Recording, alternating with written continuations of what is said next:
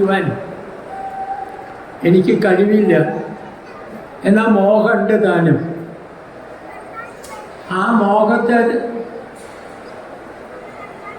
ഉൾക്കൊള്ളാൻ അല്ലെങ്കിൽ ആ മോഹം സബലീകരിക്കാൻ എൻ്റെ കയ്യിൽ ഒരു കൊച്ചു കൊതുമ്പ് വള്ളം മാത്രമാണുള്ളത്. അതിലൂടെ ഞാൻ ഈ സൂര്യവംശത്തെ സാഗരത്തിൻ്റെ മറുകരയിലേക്ക് എത്താൻ നോക്കാം എന്നുള്ളത് എന്നെ സംബന്ധിച്ചിടത്തോളം വ്യത്യസ്തമല്ല ഇന്നത്തെ കാര്യം. കാരണം പണ്ഡിതശ്രേഷ്ഠനായ നാരായണ ഭട്ടതിരിയെ വിലയിരുത്തുവാൻ എനിക്ക് സാധിക്കുമോ എന്നെനിക്കറിയില്ല. പക്ഷെ എൻ്റെ ചില ചിതറിയ ചിന്തകൾ ഇന്ന് ഞാൻ നിങ്ങളുടെ സമക്ഷത്തിൽ വയ്ക്കുകയാണ്.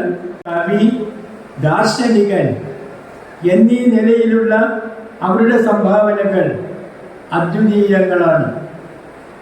കവി ആവണമെങ്കിൽ ഋഷിയാവണം, ഋഷിയാവണമെങ്കിൽ ദർശനശക്തി ഉണ്ടാവണം. ദർശനശക്തി എന്താണ് എന്ന് ചോദിക്കുകയാണെങ്കിൽ ഭട്ടധൗതൻ പറയുന്നു, വിചിത്ര ഭാവധർമാംശ തത്വപ്രഖ്യാച ദർശന. ഇന്ന് വരെ മറ്റ് പ്രതിഭാശാലികളായ കവികളോ പണ്ഡിതന്മാരോ കാണാത്തതായ മനുഷ്യൻ്റെ ഭാവനകളെ അല്ലെങ്കിൽ മനുഷ്യൻ്റെ സ്വഭാവത്തെ സൂക്ഷ്മമായി നിരീക്ഷിക്കുകയും അവതരിപ്പിക്കുകയുമാണ് വിചിത്ര ഭാവധർമാംശം എന്നുള്ളത് കൊണ്ട് ഉദ്ദേശിക്കുന്നത്. അദ്വൈത വേദാന്തവും മേൽപ്പത്തൂരിന് ഗുരുവായൂരപ്പനിലുള്ള അചഞ്ചല ഭക്തിയും സാധാരണക്കാർക്ക് വേണ്ടി സ്തോത്രങ്ങളിലൂടെ, വേദാന്ത വിദ്യാർത്ഥികൾക്കായി പ്രകരണ ഗ്രന്ഥങ്ങളിലൂടെ, പണ്ഡിതന്മാർക്കായി ഭാഷ്യങ്ങളിലൂടെ അദ്വൈത വേദാന്തത്തെ സ്ഥാപിക്കുവാനും പ്രചരിപ്പിക്കുവാനുമാണ് ശങ്കരാചാര്യർ തുനിഞ്ഞത്. അതിൽ സമർത്ഥമായി കൈവരിച്ചതും പ്രത്യുത മേൽപ്പത്തൂർ മുക്തകങ്ങളിലൂടെ, ശാസ്ത്രഗ്രന്ഥങ്ങളിലൂടെ, പ്രശസ്തി പത്രങ്ങളിലൂടെ, പ്രബന്ധ ഗ്രന്ഥങ്ങളിലൂടെ, സ്തോത്രങ്ങളിലൂടെ, അവിടെ ഞാൻ ഒരു ചെറിയ വേർപിരിവ് നിർത്തുന്നു. സ്തോത്ര കാവ്യത്തിലൂടെ ഗുരുവായൂരപ്പനോടുള്ള കൃഷ്ണഭക്തി മാത്രമാണ് ജീവിതത്തിൽ ശാശ്വതമെന്ന് സ്ഥാപിക്കാനും അതിനുവേണ്ടി ശ്രമിക്കുകയും അതിൽ വിജയിക്കുകയും ചെയ്തിട്ടുള്ള മഹാനുഭാവനാണ് നാരായണ ഭട്ടതിരി. അദ്ദേഹത്തിന് ശേഷം ഉള്ള അദ്ദേഹത്തിന് ലഭിച്ചതായിരിക്കുന്ന ഭാരതത്തിൽ മൊത്തത്തിൽ സ്വീകരിച്ചതായിരിക്കുന്ന നടപടികൾ അല്ലെങ്കിൽ ജനങ്ങൾ സ്വീകരിച്ചത് അതിനെ വ്യക്തമാക്കി തരികയും ചെയ്യുന്നു. മാർഗം എന്ന് ചോദിച്ചാൽ ആചാര്യന്മാർ പറയുന്നു, പ്രത്യേകിച്ച് വിദ്വാൻ മച്ചാട്ടിളയത് പ്രഖ്യാപിക്കുന്നു, ഭക്തി സജ്ജന സംഗമാത്ര സുലഭ തത്വാർത്ഥബോധ പ്രജാ സർവേഷാം ഗുണവൃത്തികൃത് വിജയത്തെ ദൈവം വിഭക്തി പ്രഭോ. ഭാഗവതത്തിൽ നിന്നും എടുക്കുന്ന കഥ പിന്നീട് ശബ്ദസൗന്ദര്യം, അർത്ഥസൗന്ദര്യം, അങ്കിയായിരിക്കുന്ന ഭക്തിയെ വളർത്തൽ, ഒരു കാവ്യത്തിന് വേണ്ടുന്ന എല്ലാ ഘടകങ്ങളും അതിന് സമന്വയിച്ചിട്ടുണ്ട്. ദേവാദിവിഷയ രതി ഭക്തി എന്ന് സാഹിത്യാചാര്യന്മാർ, കാമിനീ വിഷയാരതിക്ക് ശൃംഗാരക അതിരസമാണ് എന്നും, രതിർ ഹാസശ്ച ശോകശ്ച ക്രോധോത്സാഹോ ഭയം തഥാ ജുഗുപ്സ വിസ്മയശ്ചേതി സ്ഥായീഭാവ പ്രകീർത്തിത. അനേക വർഷങ്ങളിലെ സഹസ്രാബ്ദങ്ങളിലൂടെ മനുഷ്യൻ്റെ മനസ്സിനെ അപഗ്രഥിച്ച നമ്മുടെ പൂർവിക ആചാര്യന്മാർ സ്ഥായിയായിട്ട് 8 ഭാവങ്ങളെ ഉള്ളൂ എന്ന് നിശ്ചയിച്ചിട്ടുണ്ട്. ആ 8 ഭാവങ്ങൾ മാത്രമേ രസനിശ്ചിന്തിയായ രസമായിട്ട് മാറുകയുള്ളൂ. ആണെങ്കിൽ അത് ശൃംഗാരരസമായിട്ട് മാറും. അപ്പോൾ ദേവതാ വിഷയമായിരിക്കുന്ന രതിയോ അത് വെറും സ്ഥായീഭാവമല്ല, അത് തൽക്കാലത്തേക്കുള്ളതാണ് എന്നൊരു ആശയം വരുന്നു. അല്ലെങ്കിൽ ദേവതാദി വിഷയമായതുകൊണ്ട് അതിനെ രസമായി പരിഗണിക്കുവാൻ സാധിക്കുകയില്ല എന്നാണ് സാഹിത്യാചാര്യന്മാരുടെ നിഗമനം. ഔഷധാദികളാൽ രോഗം ശമിക്കാതെ തുഞ്ചത്തെഴുത്തച്ഛൻ്റെ ഉപദേശപ്രകാരം മനസ്സ് ഭഗവാനിൽ കേന്ദ്രീകരിച്ച് ഗ്രന്ഥരചന തുടരണം എന്നുള്ള നിർദ്ദേശത്തെ തുടർന്നാണ് നാരായണ ഭട്ടതിരി ഗുരുവായൂരിലെത്തുകയും ഭഗവാനിൽ തൻ്റെ മനസ്സ് അർപ്പിക്കുകയും ചെയ്തത്. ദുരുപമ ശമപീഡ പരിഭവത്താൽ ഉണ്ടായ ദുഃഖം ഭക്തിയുടെ സാന്ദ്രതയെ വർദ്ധിപ്പിക്കുന്നു.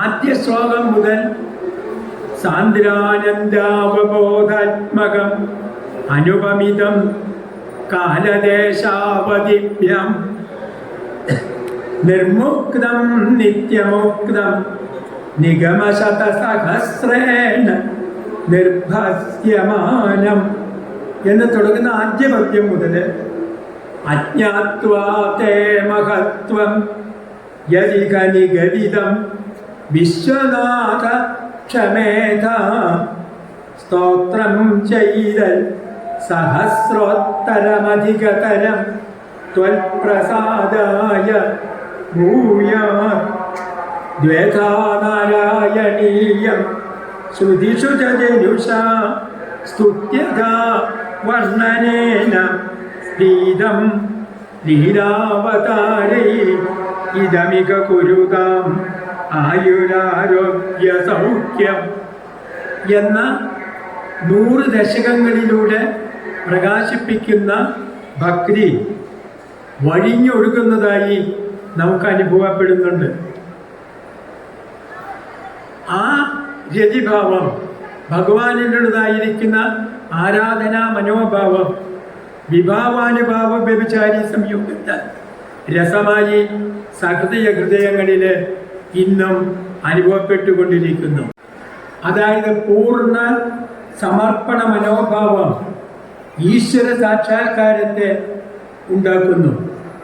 അങ്ങനെ ഭക്തിരസം നിറഞ്ഞു തുളുമ്പുന്ന നാരായണീയം സ്തോത്രകാവ്യം വെറും നാരായണീയം സ്തോത്രം എന്ന് പറഞ്ഞ് ഇകഴ്ത്താതെ കാവ്യം എന്ന വ്യപദേശത്തിന് അർഹത നേടുന്നുണ്ട്.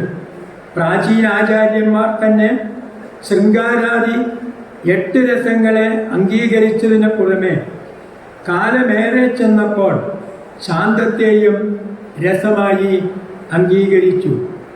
അതുപോലെ മധുരോദാരങ്ങളായ കൃതികൾ ഭക്തിരസം നിറഞ്ഞു തുളുമ്പുമ്പോൾ സഹൃദയന്മാരും കാവ്യവിചക്ഷണന്മാരും നാരായണീയത്തെ കാവ്യമായി അംഗീകരിക്കാതെ സ്തോത്രമെന്ന് പറഞ്ഞ് താഴ്ത്തിക്കെട്ടുന്നത് കഷ്ടദായകമാണ്.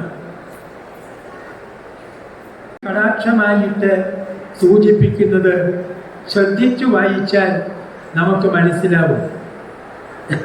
സാന്ദ്രാനന്ദാവബോധാത്മകം എന്ന പദ്യത്തിൽ സാന്ദ്രമായ ആനന്ദം, ധ്വനികാരൻ്റെ അഭിപ്രായത്തിൽ രസം ഉണ്ടായാൽ പോരാ, അത് സാന്ദ്രമായിരിക്കണം, അത് പ്രധാനമായിരിക്കണം. പ്രധാനമാണെങ്കിൽ അത് കാവ്യമാണെന്ന് തന്നെയാണ് അദ്ദേഹം സ്ഥാപിക്കുന്നത്. സാന്ദ്രമായ ആനന്ദം കാവ്യം വെറും ആനന്ദമയമായാൽ പോരാ, അത് പുരുഷാർത്ഥങ്ങളെ സാധിപ്പിക്കുന്നതുമായിരിക്കണം. ഇവിടെയും സാന്ദ്രാനന്ദ അവബോധാത്മകം, ജ്ഞാനപ്രദം, അതുകൊണ്ടുണ്ടാകുന്ന അപൂർവത്വം, കാലദേശാതീതം, നിത്യനൂതനത്വം, ശ്രുതിവാക്യങ്ങളുടെ സാരം, പുരുഷാർത്ഥാത്മകം തുടങ്ങിയ ഗുണശ്രേഷ്ഠമായ എൻ്റെ നാരായണീയം കാവ്യം തന്നെ എന്നാണ് സഹൃദയന്മാർക്ക് നാരായണ ഭട്ടതിരി പറയുന്നതായിട്ട് തോന്നുന്നത്. ആയുരാരോഗ്യ സൗഖ്യം, ലോകത്തിന് മുഴുവൻ ആയുരാരോഗ്യ സൗഖ്യം ഉണ്ടാകട്ടെ. ഭട്ടതിരി തൻ്റെ വ്യക്തിത്വത്തിൽ നിന്നും മാറി ലോകത്തിലേക്ക് ഉയർന്നതായി നമുക്ക് അനുഭവപ്പെടുന്നു. എനിക്കും എൻ്റെ കുടുംബത്തിനും ആയുരാരോഗ്യ സൗഖ്യം എന്ന നിഷ്കാമ ഭക്തിയിലേക്ക് ഉയർന്ന് പരിരസിക്കുന്നതായി അനുഭവപ്പെടുന്നു. എനിക്കും എൻ്റെ കുടുംബത്തിനും ആയുരാരോഗ്യ സൗഖ്യം ഉണ്ടാകട്ടെ എന്നല്ല കവിയുടെ പ്രാർത്ഥന.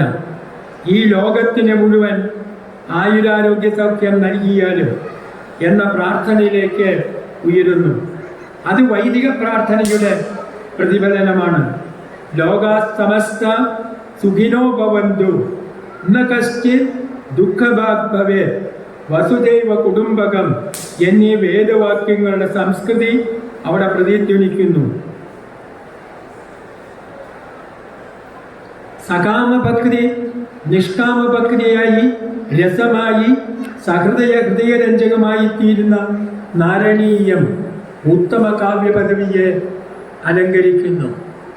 ഒരു ഉത്തമ കാവ്യത്തിന് വേണ്ടുന്ന ശബ്ദ സൗന്ദര്യം, അർത്ഥ സൗന്ദര്യം, ഇതിവൃത്ത സൗന്ദര്യം, രസസന്നിവേശ ഔചിത്യം തുടങ്ങിയ എല്ലാ ഗുണങ്ങളും നാരായണത്തിനുണ്ട്.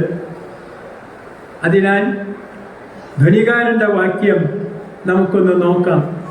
വാച്യവാചക ചാരുത്വഹേതൂനാം വിവിധാത്മനാം രസാതിപരത യത്ര സധ്വനിർ വിഷയോ മത. സാഹിത്യത്തിൻ്റെ ദൃഷ്ടിയിൽ ഏറ്റവും ഉത്തമമായ കാവ്യം ധ്വനികാവ്യമാണ്. പിന്നെ മധ്യമകാവ്യം, അധമകാവ്യം എന്ന്. ഒരു ഉത്തമമായ കാവ്യത്തിൽ കവി പ്രയോഗിക്കുന്ന വർണ്ണങ്ങൾ, ശബ്ദങ്ങൾ, ശബ്ദചാരിത്വ ഹേതുക്കളായിരിക്കുന്ന വൃത്തചാരിത്വങ്ങളായിരിക്കുന്ന അലങ്കാരങ്ങൾ, അർത്ഥ അക്ലിഷ്ടത, അർത്ഥസൗന്ദര്യ ഹേതുക്കളായിരിക്കുന്ന ഉപമാദ്യ അലങ്കാരങ്ങൾ, രചനാ സൗഷ്ഠവം, ഇതെല്ലാം ഏതിനു വേണ്ടിയായിരിക്കണം? നിശ്ചന്തിയായിരിക്കുന്ന രസത്തിന് വേണ്ടിയായിരിക്കണം. നാരായണ ഭട്ടതിരിപ്പാടിൻ്റെ സാന്ദ്രാനന്ദബോധം എന്നുള്ള ആദ്യത്തെ അക്ഷരം മുതൽ അവസാനത്തിൽ അവസാനിക്കുന്ന ആയുരാരോഗ്യ സൗഖ്യം എന്നതുവരെ ഓരോ വർണ്ണവും, ഓരോ പദവും, ഓരോ അർത്ഥവും, അലങ്കാരങ്ങളും വൃത്തങ്ങളും എല്ലാം തന്നെ താൻ ഭഗവാന്റെ അർപ്പിച്ചതായിരിക്കുന്ന സർവസമർപ്പണ മനോഭാവത്തോടു കൂടിയ രതിയുടെ ഉത്കർഷത്തെ ഉണ്ടാക്കുന്നുണ്ട്.